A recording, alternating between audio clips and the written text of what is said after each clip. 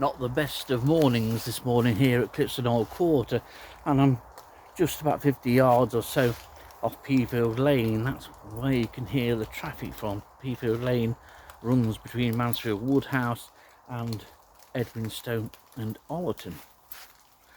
Dangly leaf season is upon us, or hopefully, because it's not been the best of years for purple emperors, but dangly leaf season is a brief window of opportunity where it's sometimes easier to locate overwintering or pre-overwintering purple emperor larvae. Now the larvae will be about 1 centimetre long and they will be L3, which is their third instar, and you can locate them even quite high up in the trees by looking for leaves that are dangling and dangling by several silken threads.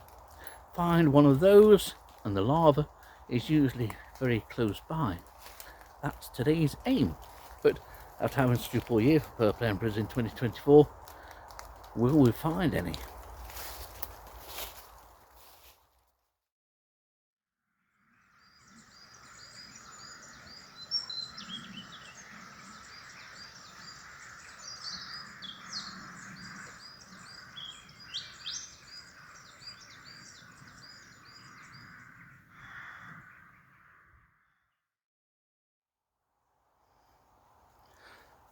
Clipston Old Quarter is looking very nice. The trees are in various stages of defoliation. It's quite incredible really how trees vary. Silver birches, you've got those silver birches on your right hand side which are predominantly golden yellow, and yet there's one on the left hand side here, a rather smallish tree, and the majority of that is still perfectly green.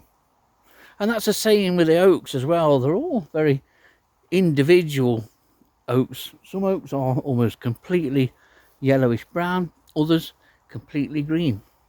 And that's the big problem that I think I'm going to have today, because I think even though we're in the first week of November, I think we're still early, because most of the goat sallow on which the purple emperor larvae will be found are all still in green leaf.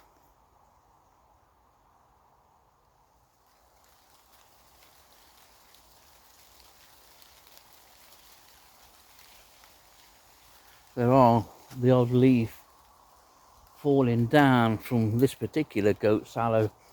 The one just a few yards down here is still completely green, and that's quite a way off even turning.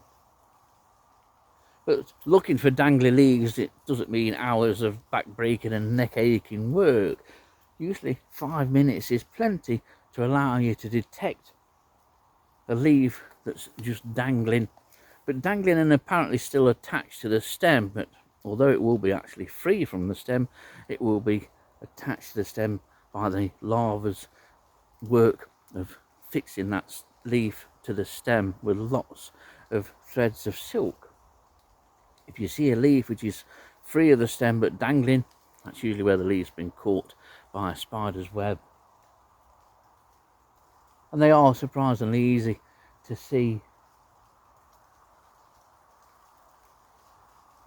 There doesn't appear to be one on here. So, on to the next.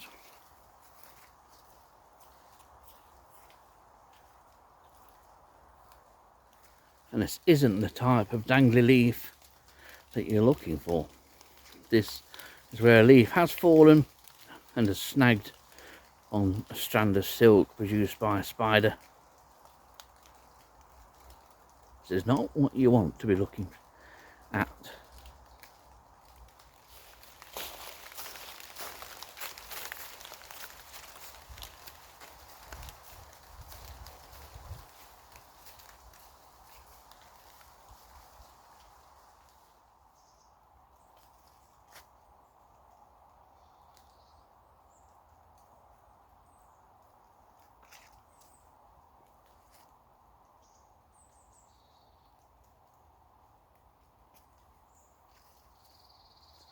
This has always been a really good goat sallow for producing purple emperor larvae.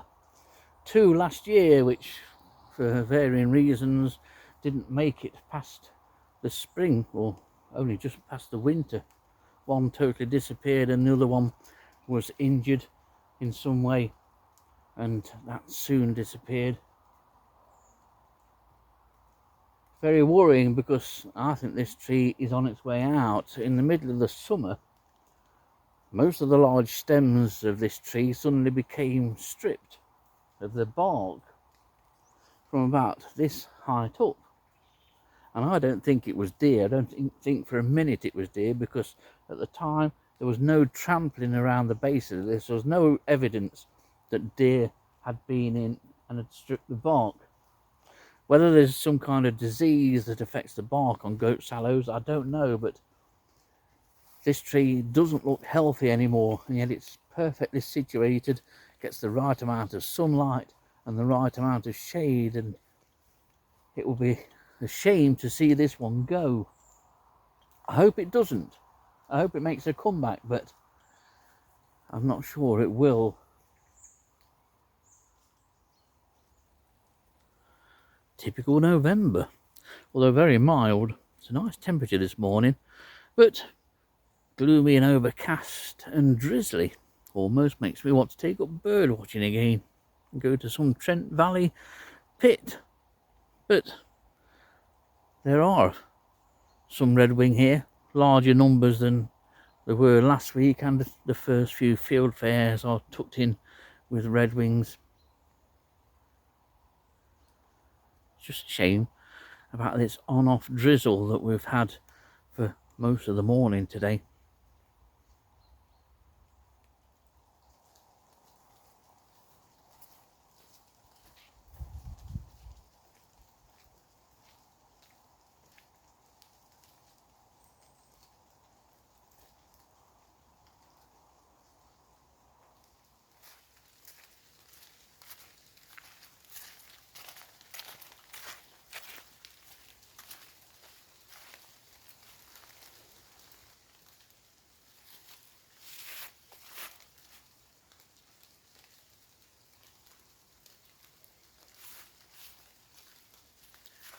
The goat sallow just here hadn't had any larvae on that Nick and Samantha Brownlee and myself had been able to find in preceding years, but this tree had 5 on that we knew of, and one on the front here was one that I featured regularly throughout the winter, even to the point of where it started wandering to find a pupation place, found that pupation place, then disappeared.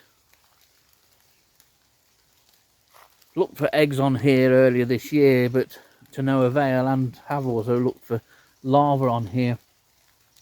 Today it's looking for dangly leaves, and it's probably in about the ideal state almost, maybe another couple of days. Most of the leaves are yellowing on here, and so any leaves that are attributable to purple emperor larvae may well be loose and dangling.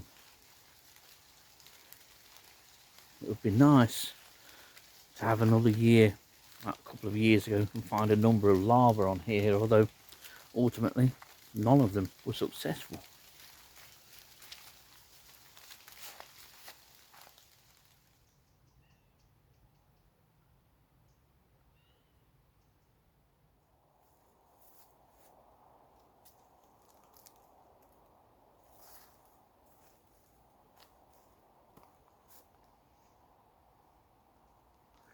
No sign. Just working my way around by the black pool and ultimately back to the car, but I've not been successful, not seeing any sign of a dangly leaf at all, or no feeding signs. All while I've been looking up through the canopy, I've been looking for the characteristic shape or silhouette of the larva sat on top of the leaf. Because the leaves on these goat sallows are still predominantly green, there's every chance that the larva will still be sat at the end of its favoured resting leaf.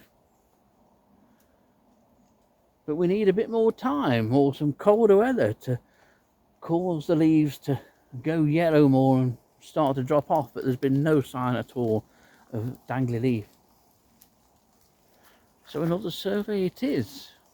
I'll probably give it a week depending on the weather. We'll see if we can turn one up before winter.